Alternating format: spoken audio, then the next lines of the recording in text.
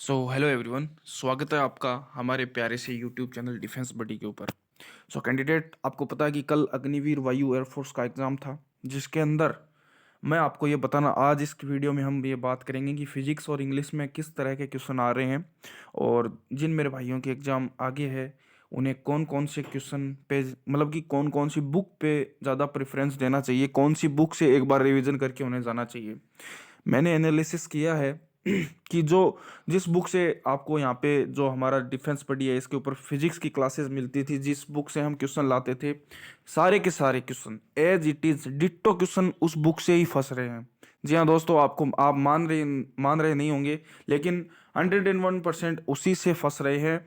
तो अभी अगर आपका एग्ज़ाम 2-4 दिन बाद है तो आप क्या कर सकते हैं, आप जो हमने वीडियोस बनाए हैं, हमने प्रत्येक चैप्टर की प्रैक्टिस करवाई है। कम से कम हमने 20 से 30 क्वेश्चन तो क्लास में करवाए हैं, और लगभग 100 क्वेश्चन पर चैप्टर हमने हमारे टेलीग्राम चैनल के अंदर दिए हैं फिजिक्स के। आपसे जितना हो पाए आप उतने क्वेश्चन देख के जाएं, आपको ऑप्शन भी चेंज नहीं मिलेंगे। तो फिजिक्स के लिए कुछ क्वेश्चन जो कल आए थे कि निम्न में से कौन सा कथन सत्य है।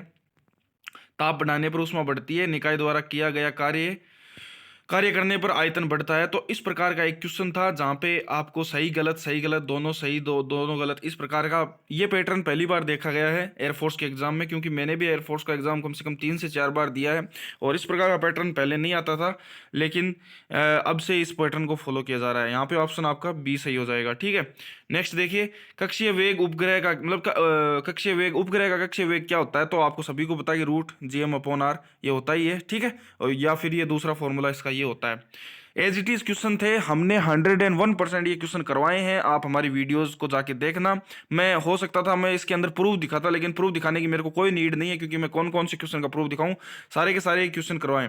यहाँ पे आपको वर्क निकालना था, यहाँ पे आपको डॉट प्रोडक्ट से तीसरा एक क्वेश्चन ऐसा था। और आयाम का आधा करने पर वी पे क्या फर्क पड़ेगा, तो ये यहाँ पे एक क्वेश्चन ये था। तो इसके सॉल्यूशंस भी हमने करा रखे हैं, आप देख सकते हैं। और लंबाई को आधा करने पर बल पे क्या प्रभाव पड़ेगा, जो सहन करने वाला बल है तो वो नो चेंज रहेगा। ठीक है, क्योंकि वो एरिया पे डिपेंड करता है, ना कि लंबाई पे। आप सभी को ये पता होना चाहिए। ठीक है, नेक्स्ट क्वेश्चन देखिए, एक सेकेंड देखिए। नेक्स्ट था कार्नो इंजन। देखिए दोस्तों, जब ऋतिक सर ने आपको पढ़ाया था तो उन्होंने बोला था कि कार्नो इंजन पे क्वेश्चन आना ही आना है। तो यहाँ पे एफिशिएंसी से रिलेटेड एक क्वेश्चन यहाँ पे पूछा गया था। अब बल आघूर्ण किस पे डिपेंड करता है। आप जैसे जो ये हमारा था, जो चुंबकीय प्रभाव वाला जो चैप्टर हमने करवाया था जिसके क्वेश्चन, उसके अंदर हमने एज इट इज ये सारी सारी चीज़ें बताई हैं। आप हम पे विश्वास कर सकते हैं, एक बार हमारे वीडियो को जरूर अप्रोच करें, आप उन क्वेश्चन को सॉल्व करें, और मैं गारंटी देता हूँ 20+ स्कोर आपका फिजिक्स के अंदर 101% रहने वाला है। चुंबकीय क्षेत्र किस पे डिपेंड नहीं करता है, एज इट इज सर ने करवाया है।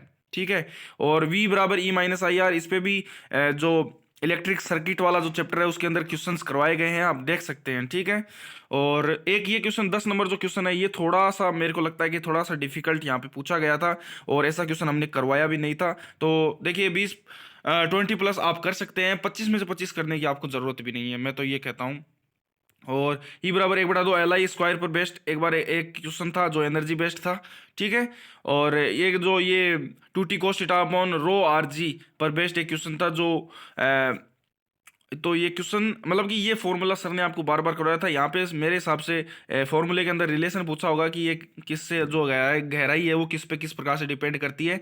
और R = mv/q भी, इससे तो हर साल क्वेश्चन आता ही आता है, मोस्ट इंपॉर्टेंट है, ये भी आपको देख के जाना है। इन चैप्टर्स पे आपको काफ़ी फोकस करना है, मैं तो ये कहना चाहता हूँ।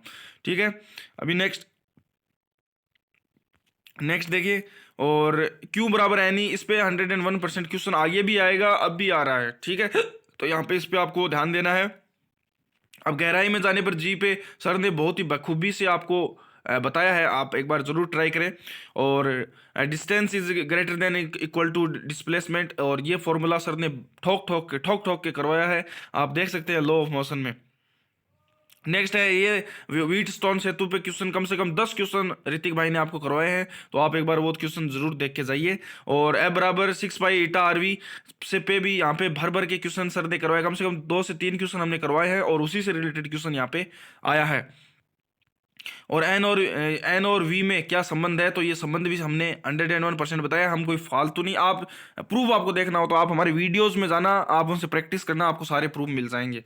ठीक है, तो ये फिजिक्स के कुछ क्वेश्चन थे, फिजिक्स के क्वेश्चन ज़्यादा हमें नहीं मिल पाए। और देखिए दोस्तों, इंग्लिश के लिए मैं बता देता हूँ दोस्तों, मेरा इंग्लिश के अंदर बहुत ही बड़ा एक्सपीरियंस है। एयरफोर्स के अंदर मैंने 17.75 मार्क्स स्कोर किया है आउट ऑफ 20। तो दोस्तों जिसके अंदर जैसा कि कल एग्जाम आया था, तो मैंने उसके बहुत सारे क्वेश्चंस मेरे को मिले हैं। तो एज इट इज़ ये कुछ क्वेश्चंस तो मेरे भाइयों ने ही मेरे बताए हैं, और कुछ क्वेश्चन जैसे मैंने यूट्यूब वगैरह से देखे हैं। तो कौन सी बुक से आ रहा है, सबसे इंपॉर्टेंट चीज़ है वोकेबलरी कौन सी बुक से आ रही है, सबसे इंपॉर्टेंट चीज़ ये है। तो हम आपको बताना चाहेंगे कि जो वोकेबलरी है भाइयों, जो हमारी वोकेबलरी है वो आ रही है फ्लिंट टू पैरामाउंट बुक से। ठीक है, ये सच बात है। फ्लिंट टू पैरामाउंट बुक जो मैं हमेशा बच्चों को सजेस्ट करता हूँ कि भाई फ्लिंट टू पैरामाउंट बुक की ही आप वोकेबलरी पढ़े, एयरफोर्स के लिए मोस्ट इंपॉर्टेंट है। वहीं से इसी बुक से यहाँ पे आ रही है। ठीक है, इसी बुक से यहाँ पे आ रही है। सो एबोमिनेट, इसका जो ये पूछा गया था शायद सिनोनिम पूछा गया था। ठीक है, ग्लोरी बहुत इजी है, ज़्यादा कुछ हार्ड नहीं है। फेम एक एडवर्ब पूछी गई थी।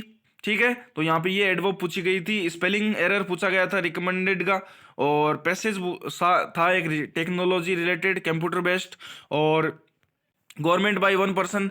ठीक है, तो ये यहाँ पे OWS था, वन वर्ड सब्सटीट्यूशन, और इनडिफरेंट का एंटोनिम था।